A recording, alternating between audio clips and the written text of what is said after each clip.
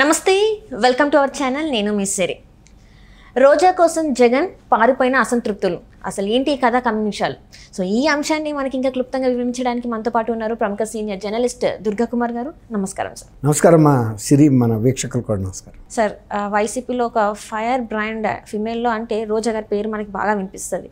So అలాంటి రోజా గారి కోసం జగన్మోహన్ రెడ్డి గారు అసంతృప్తులందరినీ పక్కన పెట్టేసి రోజా గారికి టికెట్ ఖరారు చేశారని చెప్పేసి మనకి వార్తలు వస్తున్నాయి.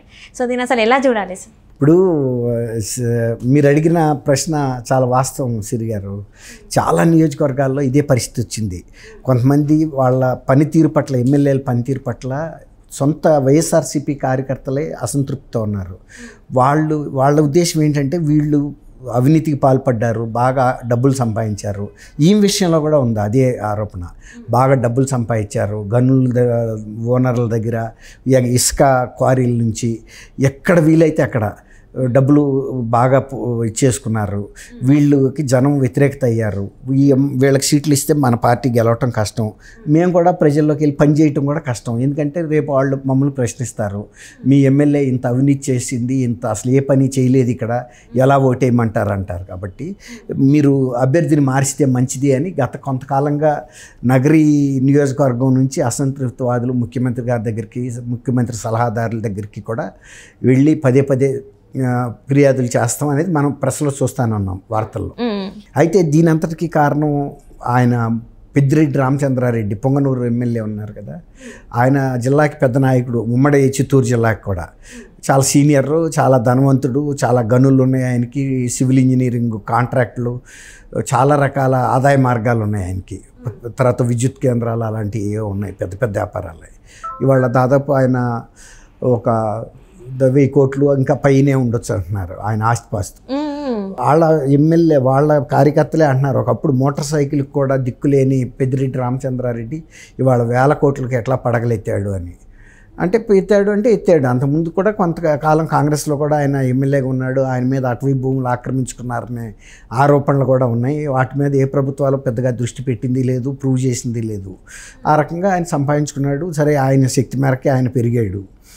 ఈమె రోజా గారికి కూడా ఆయన మీదే అనుమానం. నా నియోజకవర్గంలో అసంతృప్తిని పెంచి పోషిస్తున్నది రామచంద్రారెడ్డి అని, పెద్దిరెడ్డి రామచంద్రారెడ్డి. ఎందుకంటే ఆయన చాలా పెద్ద నాయకుడు కాబట్టి ఇప్పుడు రోజా లాంటి పాపులర్ లీడర్ అక్కడ ఆ జిల్లాలో ఉండటం కూడా ఆయనకి ఇష్టం లేదేమో. మరి వీళ్ళిద్దరి మధ్య ఏం విభేదాలు ఉన్నాయో మనకు తెలియదు. లేకపోతే ఏదైనా వ్యాపార పరంగా లేకపోతే వసూళ్ళ పరంగా ఉంటే కూడా ఉండొచ్చు. అయితే విశేషం ఏంటంటే చాలామందిని ఒక నగరీ నియోజకవర్గంలో వివిధ పదవుల్లో ఉన్న ఎక్స్-జెడ్పీటీసీఎల్ని, ఎంపీటీసీఎల్ని, ప్రస్తుత ఎంపీపీలని, ఎంపీటీసీఎల్ని, తర్వాత ఏదైనా దేవస్థానం అధ్యక్షుల్ని, వివిధ పదవుల్లో ఉన్న వాళ్ళని పిలిపించారు, ముఖ్యుల్ని పిలిపించి పొద్దున్నే వచ్చి అక్కడ కలవమన్నారు అమరావతికి. వాళ్ళు ఏదో పని మీద అనుకుని వచ్చారు. వచ్చిన తర్వాత మరి ముఖ్యమంత్రి గారిని కలవాలో లేకపోతే ఎవరన్నా సలహాదారుని కలవాలో తెలీదు. ఇప్పుడు కాదు, మళ్ళీ మధ్యాహ్నం రండి అంటే వాళ్ళు గెస్ట్ హౌస్లకి వెళ్ళిపోయారు. వీళ్ళకి గెస్ట్ హౌస్లు అన్నీ అరేంజ్ చేస్తారు, పార్టీ పనుల మీద పిలిచారు కాబట్టి.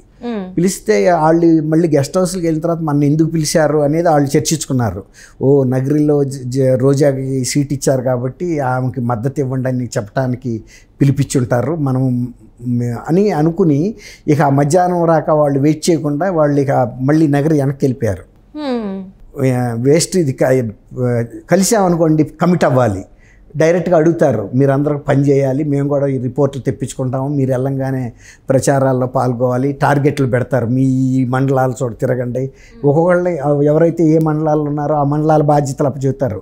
ఆ మండలాల్లో మెజారిటీ రాకపోతే నేను మిమ్మల్ని బాధ్యులు చేస్తాం, ఇట్లా ఫిక్స్ చేస్తారన్న భయంతో వాళ్ళు ఏం చేశారంటే గెస్ట్ హౌస్ల్లోంచి మెల్లిగా జారుకున్నారు. ముఖ్యమంత్రి క్యాంప్ ఆఫీస్కి కానీ సలహాదారుల ఇళ్ళకి కానీ వెళ్ళా. అది అర్థమైపోయింది వీళ్ళకి కూడా. మళ్ళీ మధ్యాహ్నం వచ్చి కలవలేకపోయేటప్పటికి ఎంక్వైరీ చేస్తారుగా, ఏరి వాళ్ళు నగరి నుంచి వచ్చిన వాళ్ళందరూ పిలవండి అంటే లేరు. ఫోన్లు చేస్తే కూడా వాళ్ళు మేము ఆల్రెడీ వెనక్కి వెళ్ళిపోతున్నాం అని చెప్తారు కదా. అప్పుడు ఆమెకి ఏం చేసిందంటే, ఇప్పుడు రాక పెద్దిరెడ్డి రామచంద్రారెడ్డి తనకు వ్యతిరేకం అని చెప్తుంది కదా, ఆమె వాళ్ళ తమ్ముడు కలిసి పెద్దిరెడ్డి రామచంద్రారెడ్డి గారి ఇంటికి వెళ్ళి పెద్దిరెడ్డి రామచంద్రారెడ్డిని కూడా కలిశారు. ఎందుకు, ఇక ఎన్నికల ముందు తగాదాలు ఇవన్నీ వద్దు, మీ పని మీరు చేసుకోండి, మా పని మేము చేసుకుంటాము, భవిష్యత్తులో కూడా మన ఇద్దరం ఒకళ్ళనొకళ్ళు గెలుక్కోవద్దు అదే ఇదో ఒక రాజీ చేసుకోవడానికి రాట్ర తెచ్చుకోవడానికి వెళ్ళారు. అంటే ఇప్పుడు వీళ్ళ పని మీద వీళ్ళుంటే అసంతృప్తివాదులు, ఆమె కూడా తనకి వ్యతిరేక వర్గమైన పెద్దిరెడ్డి రామచంద్రారెడ్డి లాంటి వాళ్ళని కూడా కలుపుకుని ఎన్నికల్లో ఎట్లయినా బయటపడి వీళ్ళ బెడదను తొలగించుకోవాలి. మీరు అసంతృప్తిగా ఉండి జగన్మోహన్ రెడ్డి గారి దగ్గరికి వెళ్ళినా నాకు సహకరించకపోయినా నేను గెలవగలిగాను ప్రూవ్ చేసుకుంటే వాళ్ళు జీరో అయిపోతారు కదా. మనం ఎంతమంది వ్యతిరేకించినా ఇవ్వద్దన్నా సీట్ తెచ్చుకుంది. తర్వాత ప్రచారం కూడా తనంతా తను చేసుకుని గెలిచింది, మనం వ్యతిరేకం చేసిన అనే ఒక ఫీల్ తెచ్చుకోవడానికి ఆమె పెద్దిరెడ్డి రామచంద్రారెడ్డి గారు లాంటి పెద్ద మనుషులందరినీ కలుస్తుంది. ఎందుకు బలం పెంచుకుని గెలుద్దాం అనే ప్రయత్నం. అంటే ఇంతకుముందు అందరూ ఆమెను ఏమన్నారంటే ఎమ్మెల్యే ఆమె ఏమవుతుంది అన్నారు, ఎమ్మెల్యే అయి చూపెట్టింది, మంత్రి ఎవరు అసలు అయ్యే ఛాన్సెస్ లేవు, మంత్రి అయి చూపెట్టింది. మళ్ళీ ఈసారి కూడా టికెట్ అవసరం లేదంటున్నారు, మరి ఈసారి టికెట్ తెచ్చుకుంది, మరి మళ్ళీ ఎమ్మెల్యే అయ్యే అవకాశం గెలిచే అవకాశాలు ఉన్నాయంటారు. అంటే తన గ్రాఫ్ చూస్తే అట్లా ఉంది కదా. ఇప్పుడు ఆ ప్రయత్నాలు అయితే గెలవటానికి చేస్తున్నది, ఏ ప్రయత్నాన్ని వదిలిపెట్టట్లా ఆమె. ఒకవేళ అసంతృప్తివాదులు కార్యకర్తల్లో ఉంటే పెద్దిరెడ్డి రామచంద్రారెడ్డి లాంటి పెద్ద నాయకుల్ని ఇంకా కొంతమందిని కూడగట్టుకుని ఎట్టగొట్ట ఎన్నికల్లో బయటపడితే తన శక్తి అర్థమవుతుంది. ఇక రెండు మళ్ళీ పై వచ్చే ఎలక్షన్ నాటికి ఎవడుంటాడో ఎవడుండడో, అసలు ఈ పార్టీ ఏముంటుందో ఉండదో కూడా తెలియదు. ఇవన్నీ కూడా ఇప్పటికీ ఆమె అనేక పార్టీలు మారతా ఇక్కడ దాకా వచ్చింది. కాబట్టి తన ప్రయత్నం అయితే భగీరథ ప్రయత్నం చేస్తుంది. ఒకటి ఏంటంటే ఇక్కడ మనం గమనించాల్సింది, ఎన్ని అసంతృప్తివాదులు ఎన్ని చెప్పినా జగన్ ఆల్మోస్ట్ ఎవరికి ఇవ్వదలుచుకున్నాడో వాళ్ళకైతే సీట్లు ఇచ్చేసాడు.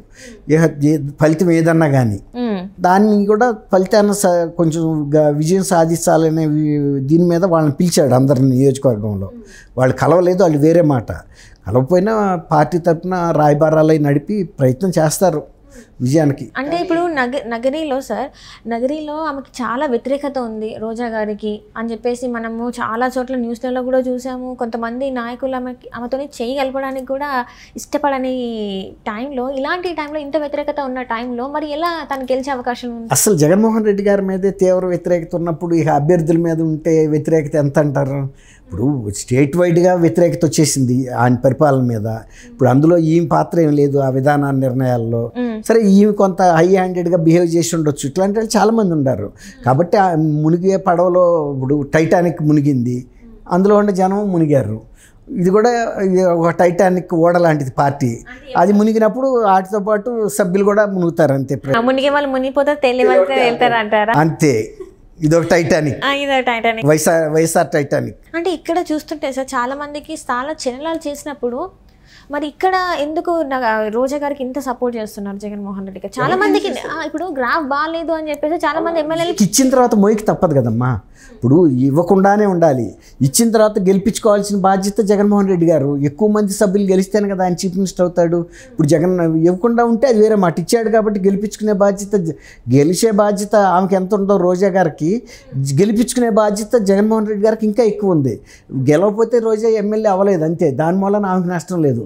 ఇట్లా చాలా సార్లు ఎమ్మెల్యేస్ డిఫీట్ అయితే జగన్మోహన్ రెడ్డి గారు ఎట్లా చీఫ్ మినిస్టర్ అవుతాడు?